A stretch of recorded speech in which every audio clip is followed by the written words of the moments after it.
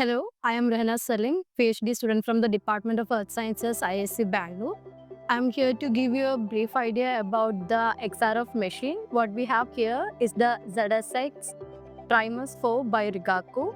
So XRF is basically a non-destructive analytical technique to analyze the elemental composition of materials.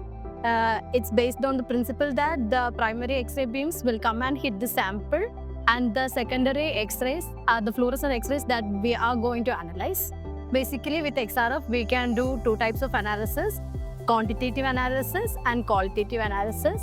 We'll measure the X-ray wavelength or energy for qualitative analysis and X-ray intensity for the quantitative analysis. Now we can go for the sample loading. So we have our sample tray over here where we have 12 positions to keep our sample holders as now. So here this is the A, this is B. From A we have A1, A2 till A6, and in total 12. So we can see here it is 30 millimeter diameter we have, and we have another sample holder which has 10 millimeter diameter, and this one is for elemental mapping which has a camera attached to it. So now we are planning to keep our sample in the A1 position. I'm taking one sample holder and let's see how it is done. First of all, we can rotate it and open the sample holder. Next, what we have to do is we have to take one lint-free wipe.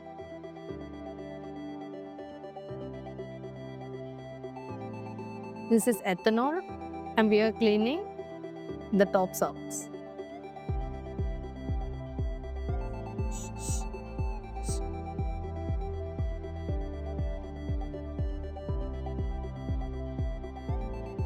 Now from the desiccator, we are taking our sample for analysis.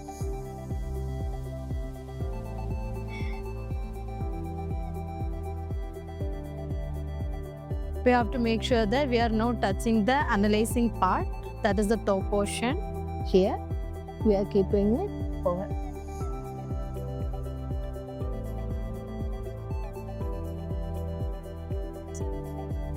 We have to keep one thing: while we are closing, we should rotate the bottom part so that there are no scratches happening on the sample. After that, we have to pass the sample through the sample checker to see whether it is properly closed. If it is not properly closed, it will get stuck. Now we can keep it back on the position where we want to, and it is the A1 position. We should be mindful where we are keeping our samples because we have to feed it in the system. Now we are keeping our sample in the A1 position, and the sample here is an igneous rock which is already calibrated. So now we are going to perform quantitative analysis. Quantitative analysis in fluorescence X-ray is basically standard sample comparison. So we have our calibrated standards over here. We have kept only one igneous rock there. If we want to do multiple samples, we should be aware that all of them should come in the calibrated set. For quantitative applications, we'll go and click the analysis icon over here. One time only you have to click, and then here we have to click, double click, and so here we can see in the icon that it is quantitative analysis. So the position here, it is now A2, but we have kept our sample in A1. So I've checked that, and the sample name, let's give it as basalt, and we can give the operator name for this.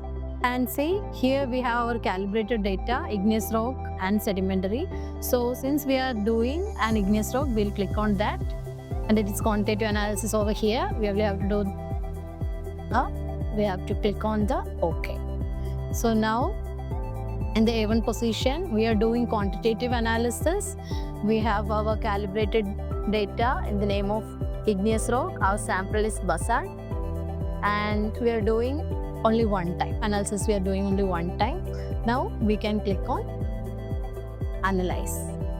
Once we click the analyze button, we can see that the robotic arm will come and take our sample from the A1 position and take it to the analyzing chamber first, and then it will go to the sample chamber where it will get twisted and go back to the analyzing chamber where it is interacting with the X-ray for analysis. Once we click on the analyze icon, we can see the operation status window will open, and the analyze result one and the qualitative chart, AC status, everything will come. So we can see our sample is under analysis. If we want to stop the analysis, we can go for stop, and the estimated time of completion of analysis will be given over here.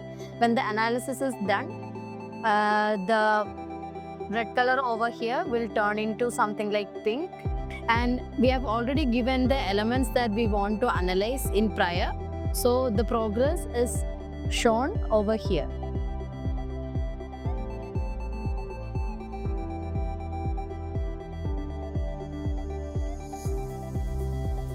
Now the analysis is over, and the robotic arm has taken the sample and kept it back to the real position A1.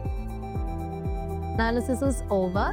Now we can go to data processing, click on that, and we can go to result display, and we can see our analyzed result over here. We can click on that, and our result is already here. It is based on the calibrated data. They are comparing and giving our weight percentage of elements. And if we want to look on the intensity, we can see the intensity also. The analysis is successfully done, and the data is saved in the system. And for the successful transmission of the data, you can contact the operator.